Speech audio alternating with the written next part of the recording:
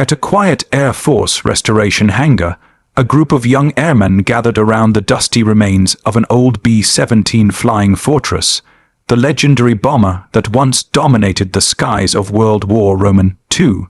They were assigned to restore it for a museum display, but their excitement faded when they saw an old man walk in wearing a worn-out jacket, a faded cap with a small silver wing pinned on it, and a cane that clicked against the concrete floor.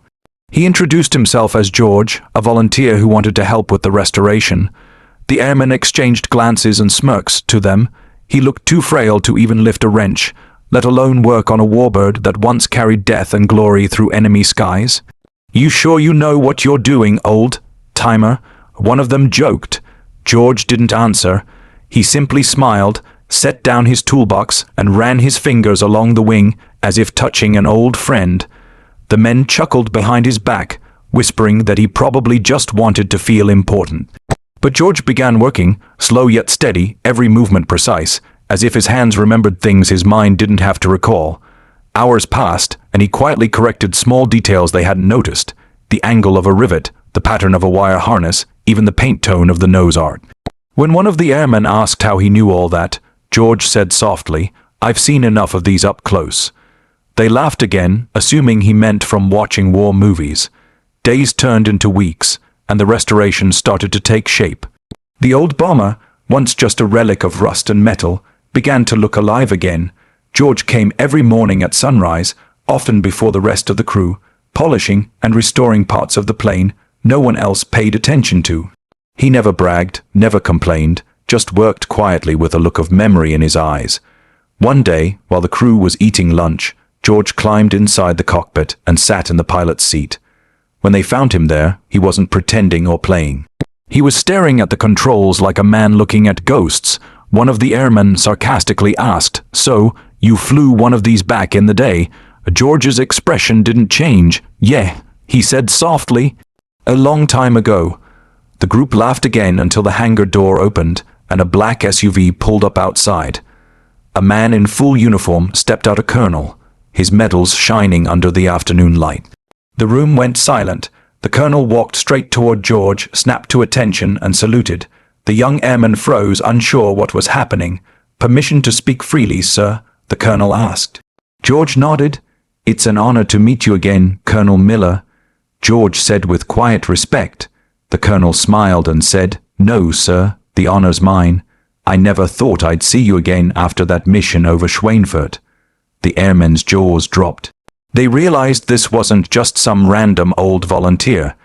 George had been a B-17 pilot, one of the few who made it back from missions where half the crews never returned. The colonel turned to the group and said, "You boys have no idea who you've been working with.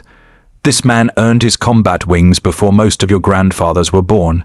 He flew 25 missions in this very model, saved his crew more times than you can count, and brought home a crippled plane when everyone thought they were done for." The room fell silent except for the faint hum of the overhead lights. The airman looked at George with new eyes, not as an old man, but as a living piece of history. A warrior who had seen things they could only read about. George just smiled faintly. "I didn't do it alone," he said. "Good men didn't come home. This plane reminds me of them." The colonel placed a hand on his shoulder. "You honor them by keeping this bird alive." From that day on, the airmen worked differently. They followed George's guidance, listened to every word he said, and treated the B-17 like something sacred. The laughter and teasing were replaced with respect and pride. The restoration became more than a project, it became a tribute. When the day came to unveil the fully restored Flying Fortress, George stood beside the plane in his old uniform, the silver wings gleaming on his chest. The crowd applauded as the colonel spoke about courage, sacrifice, and the men who fought for freedom in the skies.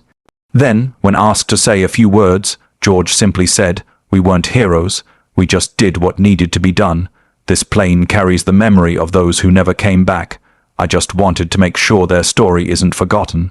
His voice cracked with emotion, and the crowd stood in silence. The airmen who once mocked him now stood at attention, saluting the man they had once doubted. Later, when everyone had left, George stayed behind, resting his hand on the cold metal of the B-17's fuselage. "Welcome back, old girl," he whispered. "We made it home again."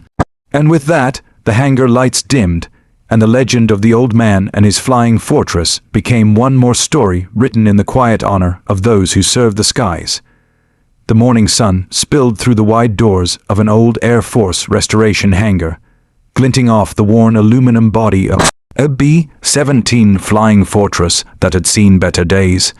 Its faded paint and scarred wings told stories of missions long past, of brave men who once soared through flak-filled skies. A group of young airmen stood around it, joking and passing time, not realizing they were about to meet someone whose history was written in the very metal they were restoring. The hangar door creaked open, and in walked an old man carrying a small, weathered toolbox. He wore a faded bomber jacket, its patches nearly worn away, and a cap with a small silver wing pinned to it. His steps were slow, guided by a cane, but his eyes were sharp and steady. "Morning, boys," he said, his voice gravelly but kind. The airmen exchanged smirks. One whispered, "What's he doing here?" Another laughed, "Probably thinks he can help with the plane. Look at him. He can barely lift that cane." The old man smiled faintly and set down his toolbox beside the aircraft. "Name's George," he said simply. "I heard you could use an extra pair of hands." One of the airmen, a tall sergeant, shrugged. "Sure, old timer, just don't hurt yourself." George didn't answer. He ran his hand along the plane's wing, his fingers tracing the faded numbers as if they were sacred. For a moment, he looked lost in memory. Then, without another word, he picked up a wrench and began working, quietly, methodically, and with a precision that made even the young mechanics pause. Throughout the morning, George corrected small details they hadn't noticed. "That bolt doesn't belong there," he'd say softly. "The harness should loop twice before the junction." Every time he was right, the crew began whispering among themselves. "How does he know all this?" one asked. Another chuckled, probably watched a lot of documentaries. But George just kept working, his hands steady despite his age, his eyes focused with the calm of someone who'd done this 1,000 times before. Days turned into weeks, and the old bomber began to transform. The dull metal gleamed again, the engines looked alive, and the nose art, once cracked and peeling, shone with fresh paint. Every morning before sunrise, George arrived first. He'd polish the propellers or clean the cockpit windows while the others were still getting coffee. And when they came in, they found small improvements no one had asked for but everyone admired. One afternoon, George climbed into the cockpit. He sat quietly in the pilot's seat, running his fingers over the controls. The airmen found him there, staring at the dials. "Careful, Grandpa," one of them joked. "That's not a rocking chair." Laughter filled the hangar. George didn't react. He just said softly, "Feels like coming home." "Home?" one of them asked, half amused. "You fly one of these in your dreams?" George looked at him, eyes distant. "No," he said, "in the war." The laughter stopped for a moment, but soon someone muttered, "Yeah, right." Before George could reply, the sound of a car pulling up echoed through the hangar.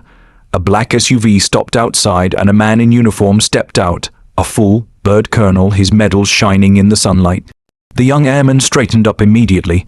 The colonel walked straight toward George and, to everyone's surprise, snapped a sharp salute. "Permission to speak freely, sir?" the colonel asked. George smiled faintly and nodded. "It's good to see you again, Colonel Miller," he said. The colonel's face softened. "You too, Captain Harrison," he replied, his voice thick with respect. "I thought you were gone for good after Schweinfurt." The airmen froze. Their mocking grins faded into stunned silence. The colonel turned to them. "You boys don't realize who you've been working with. This man flew 25 missions in a B-17 during World War II. He brought home his crew when every other plane in his squadron was shot down.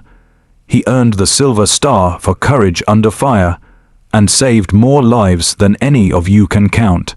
George shifted uncomfortably. "Those medals don't belong to me alone," he said quietly. "They belong to the men who never made it back." The hangar was silent. The airmen looked at him, shame and awe written on their faces. The old man they had mocked was a hero, a living legend. The colonel turned to the B-17. "And this bird," he said, isn't just a museum piece, it's the same kind of plane he flew. You should thank him. Without men like him, we wouldn't be standing here today. From that day on, everything changed. The airmen worked harder, listened more, and treated George like a mentor. They asked him about the missions, the long nights over Europe, the sound of flak bursting around them. George never bragged. He just told them what it was like to watch friends go down in flames and to bring a crippled bomber home on 2 engines. We weren't heroes, he said. We were just doing what needed to be done. When the restoration was finally complete, the hangar filled with visitors. The B-17 gleamed under the lights, her wings restored to glory. George stood beside her, wearing his old uniform. The colonel gave a speech honoring him and his fallen comrades.